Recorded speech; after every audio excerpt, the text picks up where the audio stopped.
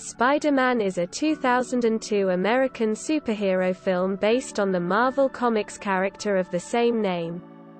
Directed by Sam Raimi from a screenplay by David Koepp.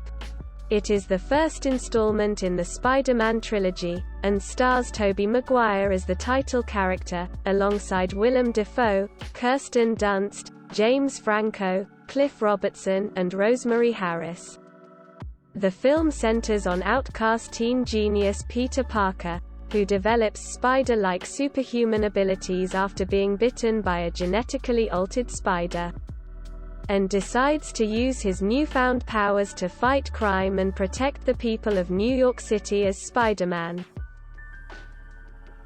Development on a live-action Spider-Man film began in the 1980s. Filmmakers Tobe Hooper, James Cameron, and Joseph Zito were all attached to direct the film at one point. However, the project would languish in development hell due to licensing and financial issues. After progress on the film stalled for nearly 25 years.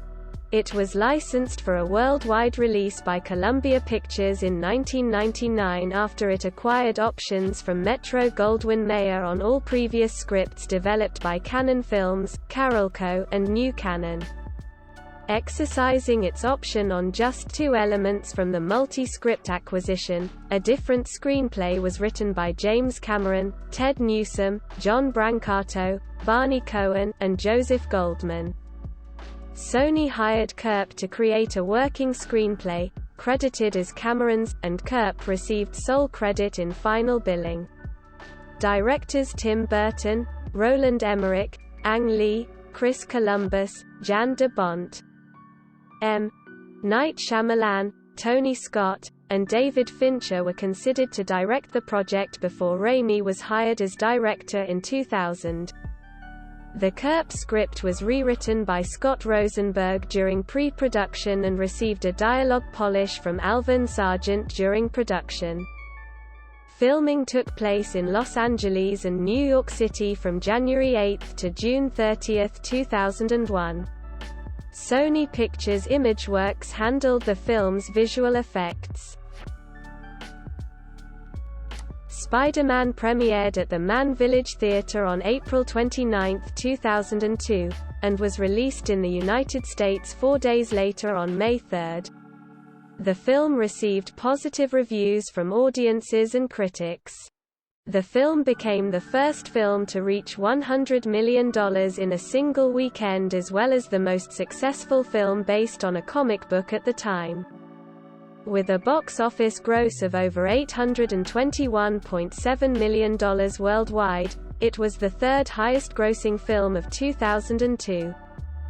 The highest-grossing superhero film and the sixth highest-grossing film overall at the time of its release. Spider-Man is credited for redefining the modern superhero genre.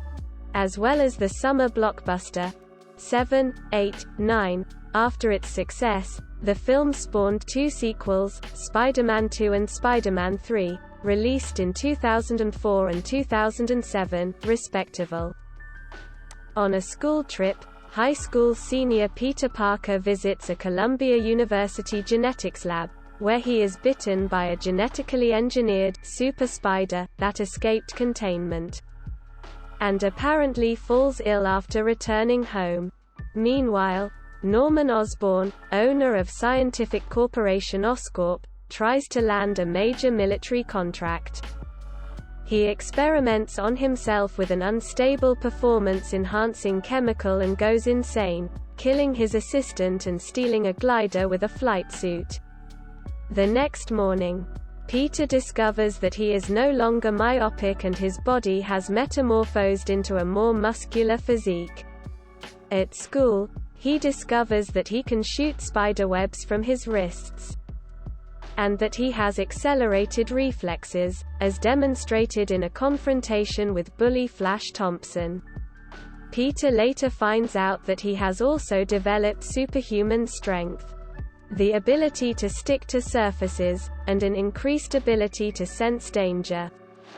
Ignoring his Uncle Ben's advice that, with great power comes great responsibility, Peter considers impressing his crush Mary Jane Watson with a car.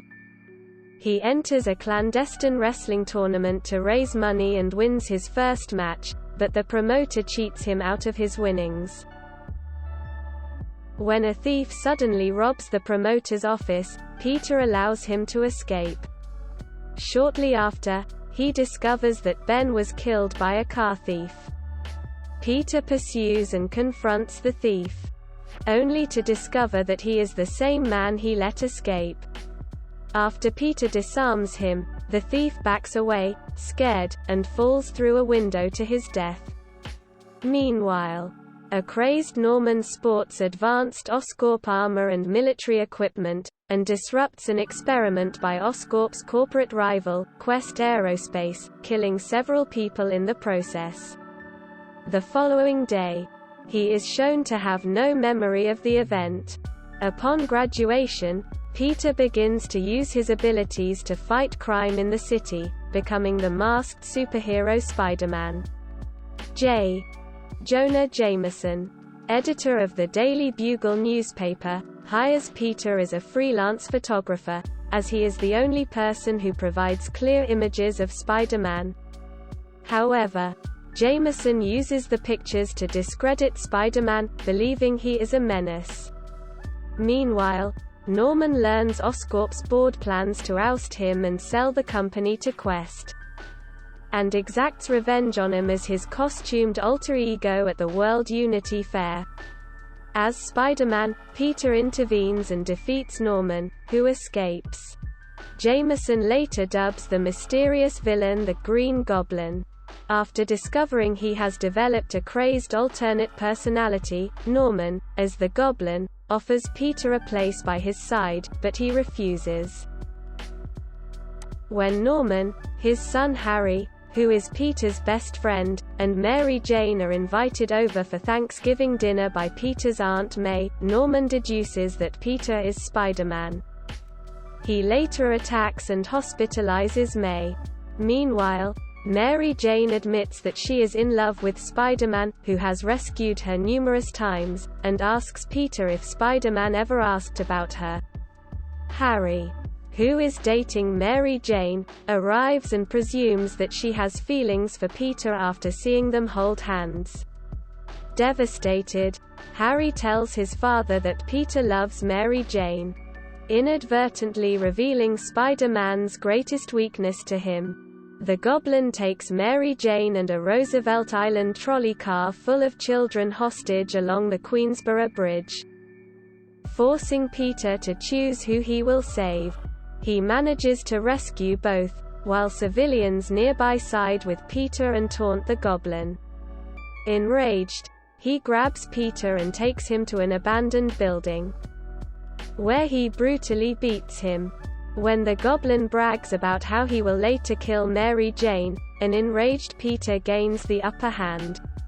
Norman reveals himself as the Goblin and begs for forgiveness, while controlling his glider to impale Peter from behind.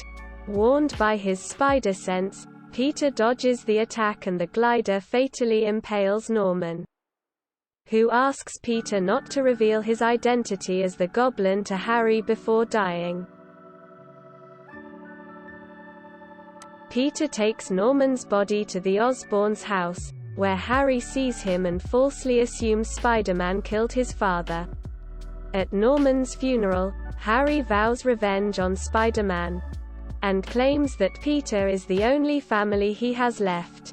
Mary Jane confesses her feelings for Peter, but he rejects her, fearing that if they were in a relationship, his enemies would try to get to him through her.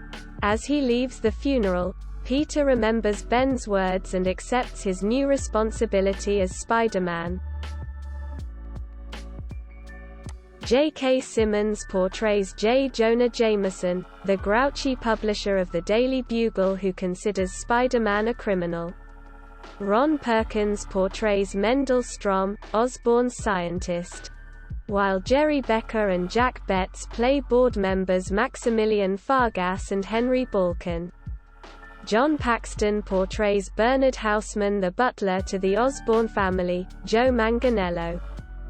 portrays Parker's bully Flash Thompson. 14. Bill Nunn, Ted Raimi and Elizabeth Banks portray Daily Bugle editor Robbie Robertson, Daily Bugle employees Ted Hoffman and Jameson's secretary Betty Brant respectively.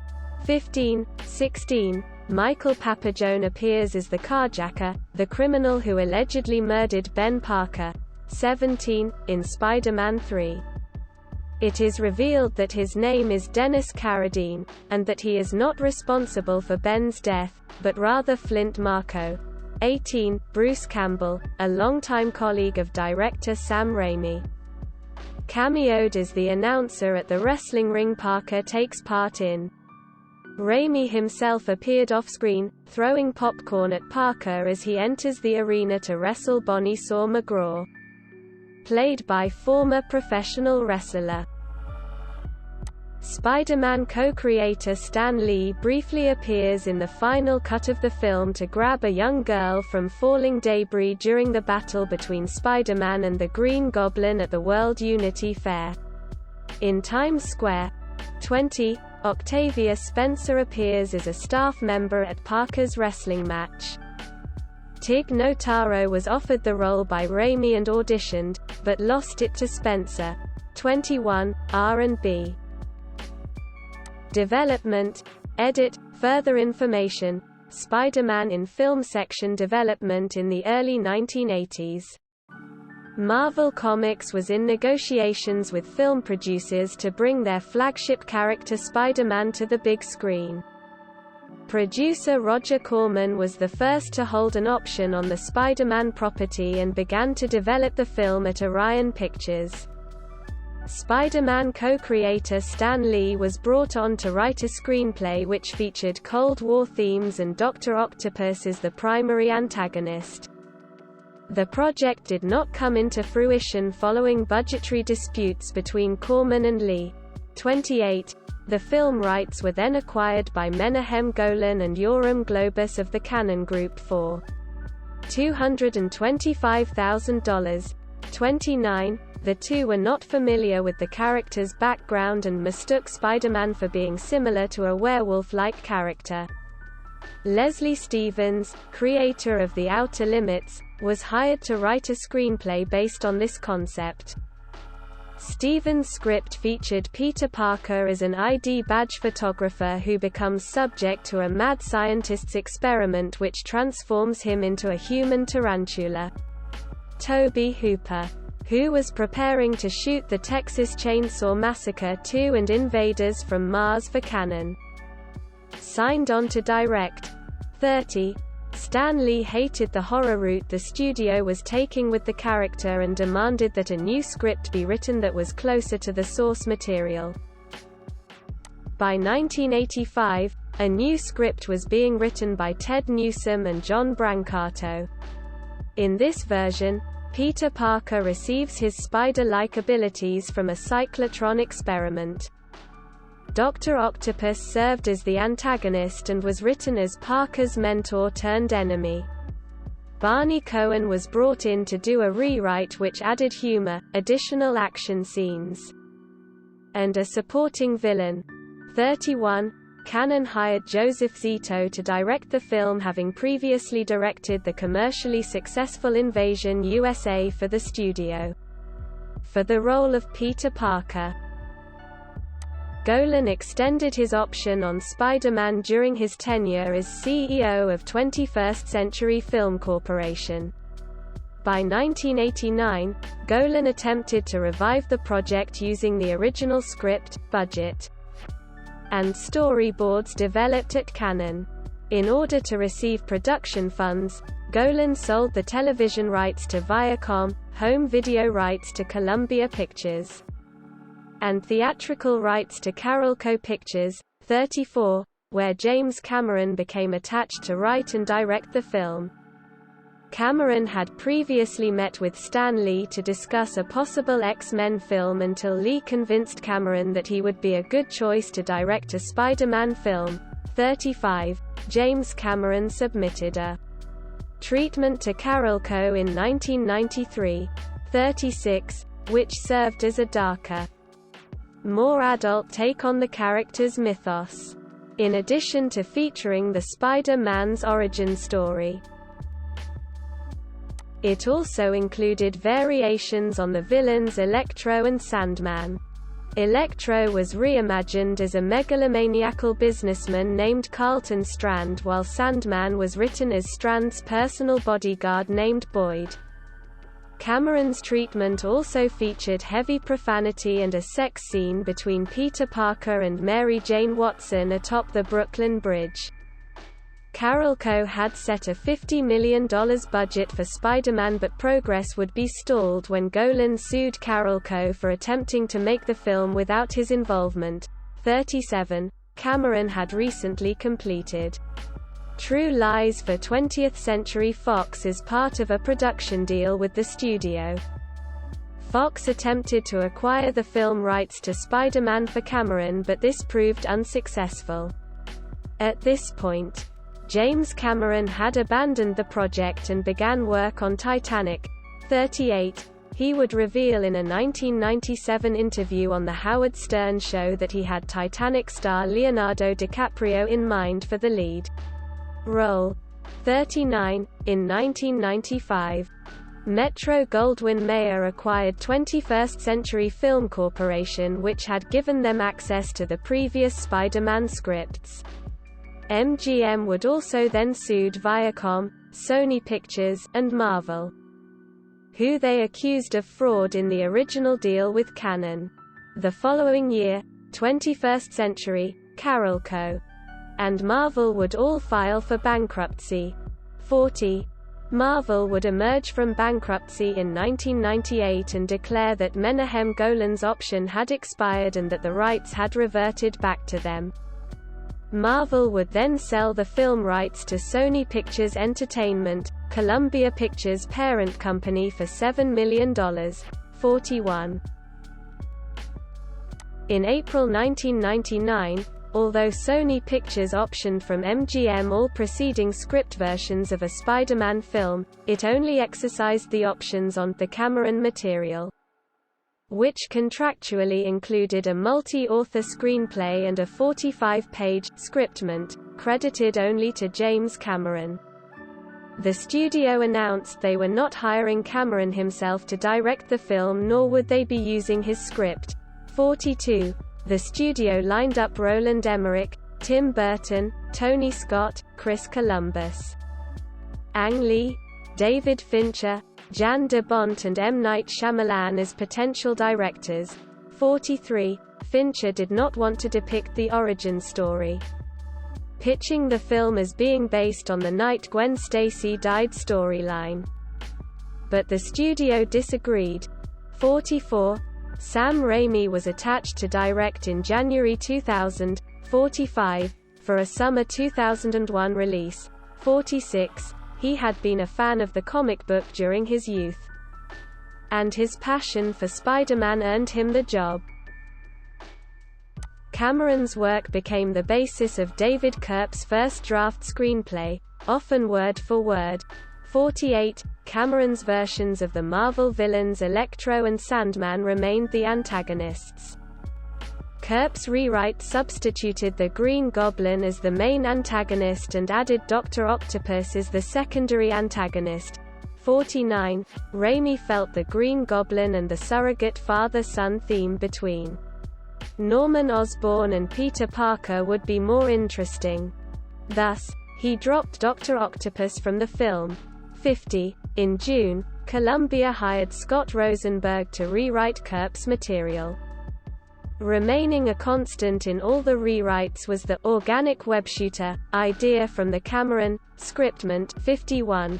Raimi felt he would stretch the audience's suspension of disbelief too far to have Parker invent mechanical webshooters. 52.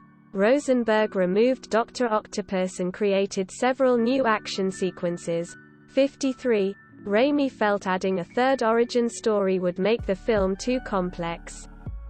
Sequences removed from the final film had Spider-Man protecting Fargas, the wheelchair-using Oscorp executive, from the Goblin, and Spider-Man defusing a hostage situation on a train. 44. As production neared, producer Laura Ziskin hired award-winning writer Alvin Sargent to polish the dialogue, primarily between Parker and Mary Jane. 54. Columbia gave the Writers Guild of America a list of 4 writers as contributors to the final Spider-Man script: Rosenberg, Sargent and James Cameron, all 3 of whom voluntarily relinquished credit to the 4th, Kerp. The studio had expressed interest in actors Leonardo DiCaprio, Freddie Prinze Jr., Chris Klein, Wes Bentley and Heath Ledger. 55. 44. DiCaprio had been considered by James Cameron for the role in 1995. 56. While Raimi joked that Prinze won't even be allowed to buy a ticket to see this film. 44. In addition, actors Scott Speedman, Jay Roden and James Franco were involved in screen tests for the lead role. 57. Joe Manganiello also auditioned for the role, but landed the role as Parker's bully, Eugene "Flash" Thompson. 58. Tobey Maguire was cast as Peter Parker. With Spider-Man cast, filming was set to begin November 2000 in New York City and on Sony soundstages. The film was set for release a year later, 59, but when the film was postponed to be released on May 3, 2002, 69, filming officially began on January 8, 2001, 54, in Culver City, California. After the terrorist attacks on September 11, 2001, certain sequences were refilmed, and certain images of the Twin Towers were digitally erased from the film.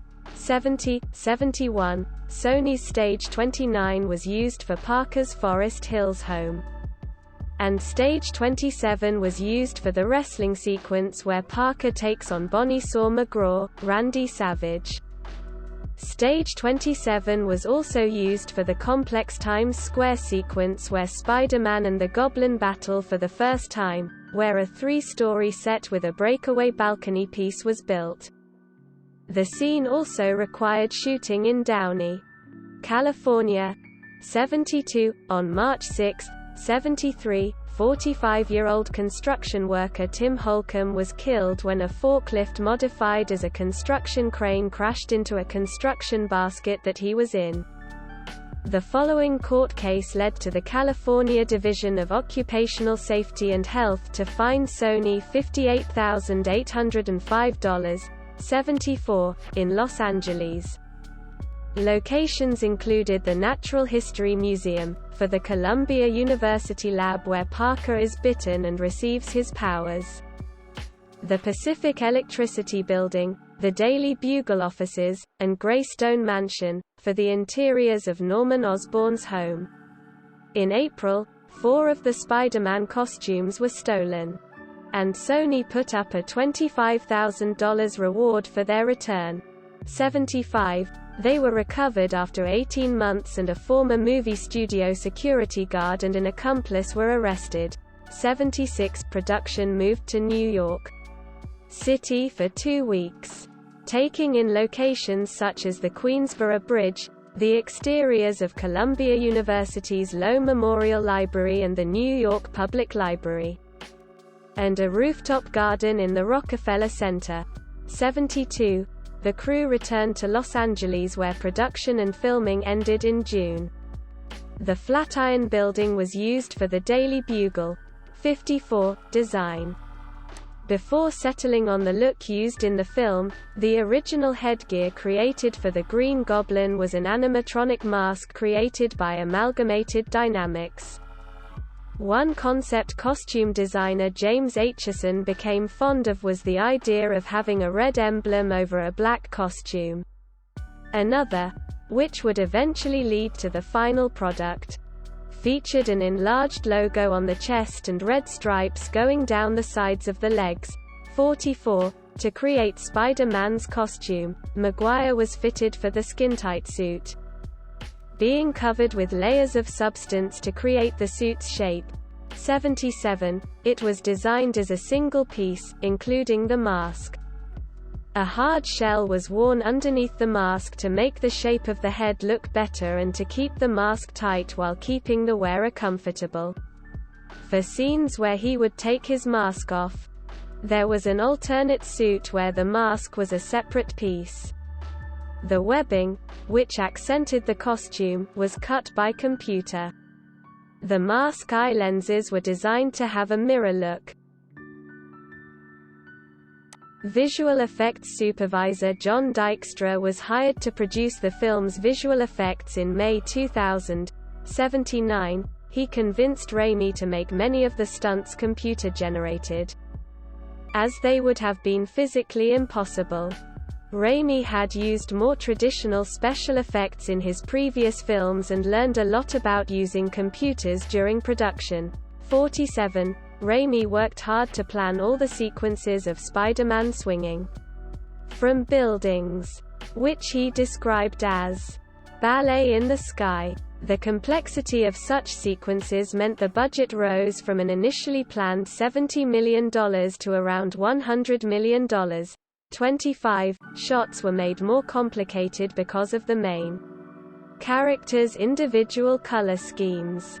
So Spider-Man and the Green Goblin had to be shot separately for effects shots. Spider-Man was shot in front of a York skyline, including, prominently, the World Trade Center towers, reflected in his eyes.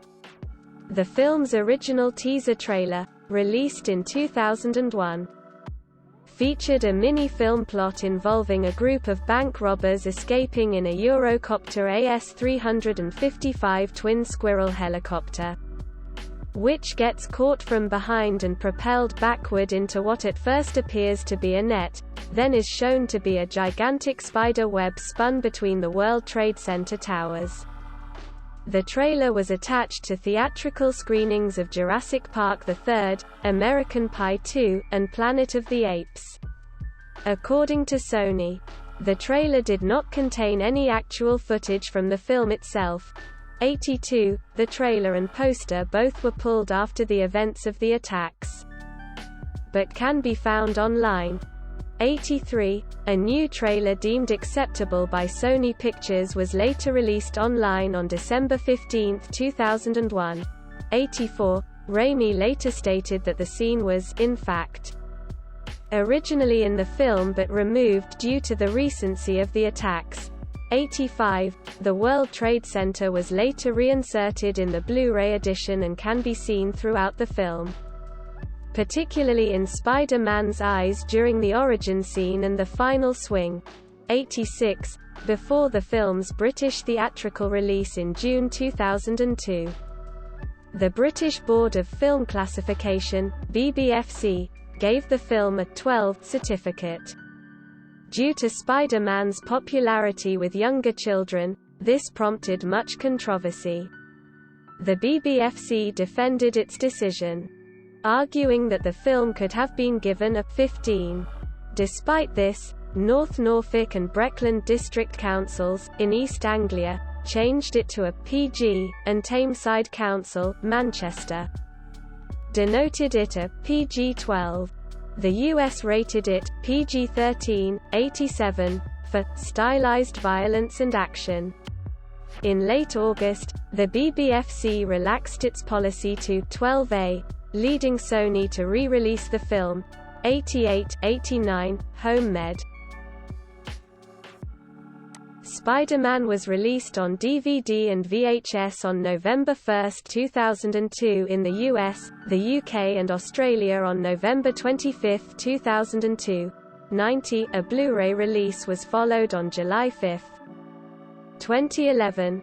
91. Spider-Man was also included in the Spider-Man Legacy Collection, which includes 5 Spider-Man films in a 4K UHD Blu-ray collection, which was released on October 17, 2017.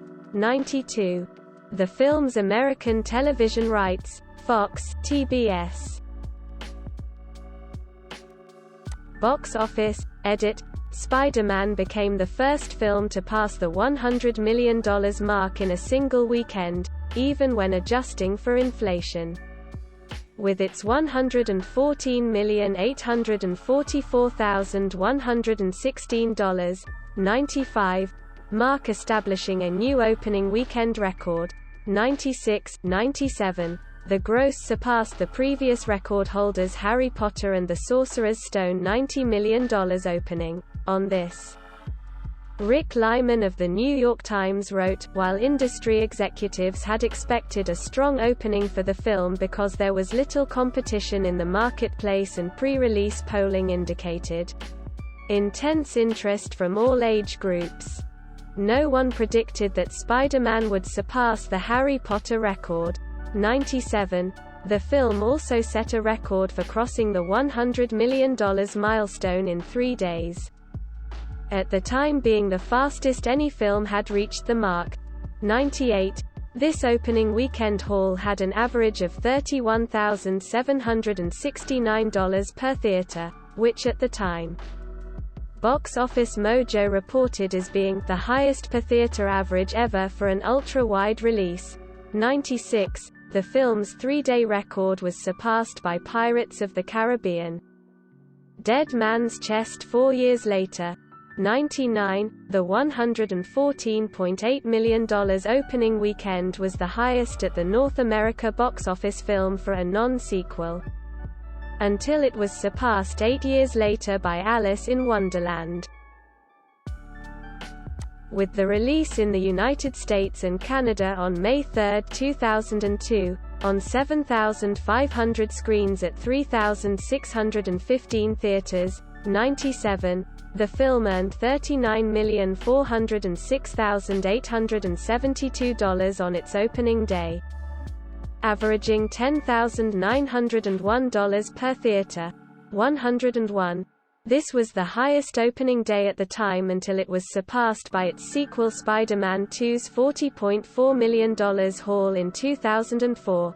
102. Spider-Man also set an all-time record for the highest earnings in a single day with $43,622,264 on its second day of release. 96. 101. A record later surpassed by Shrek 2 in 2004. 103. On the Sunday during its opening weekend, the film earned an additional $31,814,980. 101. The highest gross a film took in on a Sunday, at the time. 96. The film stayed at the top position in its S. As of 2020, Spider-Man ranks as the 36th highest-grossing film of all time in the US and Canada, not adjusted for inflation. The film also grossed $418,002,176 from its international markets, bringing its worldwide total to $821,708,551. 109, making it 2002's third highest-grossing film behind The Lord of the Rings, The Two Towers and Harry Potter and the Chamber of Secrets, and the 58th highest-grossing film of all time. Worldwide. 110. The film sold an estimated 69,484,700 tickets in the US. 109. It held the record for most tickets sold by a comic book movie until The Dark Knight topped it in 2008. As of 2020, it is still the sixth highest-grossing comic book movie of all time adjusted for inflation.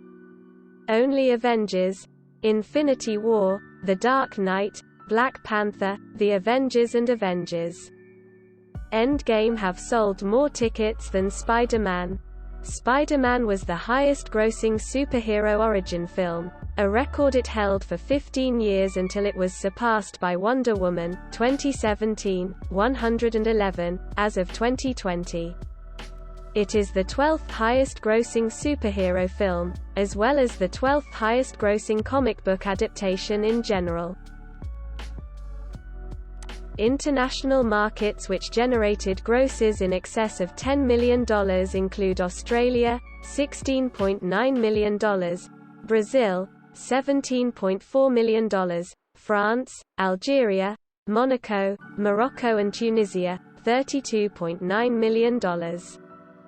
Germany, $30.7 million, Italy, $20.8 million, Japan, $56.2 million, Mexico, $31.2 million, South Korea, $16.98 million, Spain, $23.7 million, and the United Kingdom. Ireland and Malta, $45.8 million. 115, Spider-Man became the highest-grossing superhero film of all time at the time of its release, both domestically and worldwide.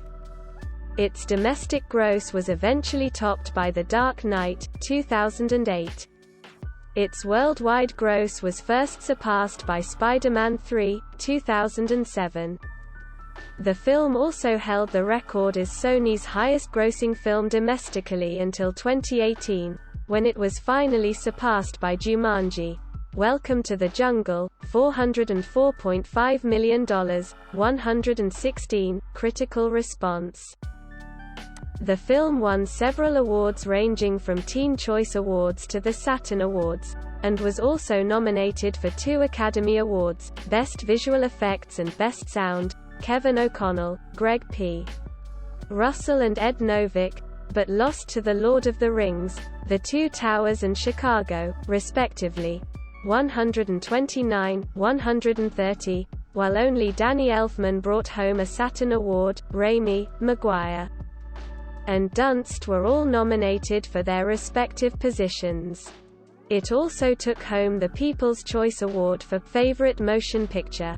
130, the film was nominated for Favorite Movie at the Nickelodeon Kids' Choice Awards, but lost to Austin Powers in Goldmember. In January 2003, Sony revealed that a sequel to Spider-Man was in development, and would be produced and directed by Sam Raimi. On March 15, 2003, a trailer revealed that the film, Spider-Man 2, would be released on June 30, 2004. Spider-Man 3, the second sequel to Spider-Man and, unintentionally, the final film in the series to be directed by Raimi, was released on May 4, 2007. Spider-Man: The New Animated Series was an alternate sequel to the film unrelated to the events of the later Spider-Man 2 and 3. 131, video game. A video game based on the film of the same name was released. 132, the game was developed by Treyarch, only for the home consoles, and published by Activision, and released in 2002 for Game Boy Advance, GameCube, Microsoft Windows, PlayStation 2, and Xbox. The game has many scenes and villains that did not appear in the film. It was followed by Spider-Man 2 2 years later to promote the release of the second film. In 2007, to promote the release of the third film, Spider-Man 3 was released. Tobey Maguire and Willem Dafoe were the only actors who reprised their roles from the film. The critical reviews for the game were positive. By July 2006, the PlayStation 2 version of Spider-Man had sold 2.1 million copies and earned $74 million in the United States. Next Generation ranked it as the 15th highest-selling game launched for the PlayStation 2, Xbox or GameCube between January 2000 and July 2006 in that country. Combined sales of Spider-Man console games released in the 2000s reached 6 million units in the United States by July 2006.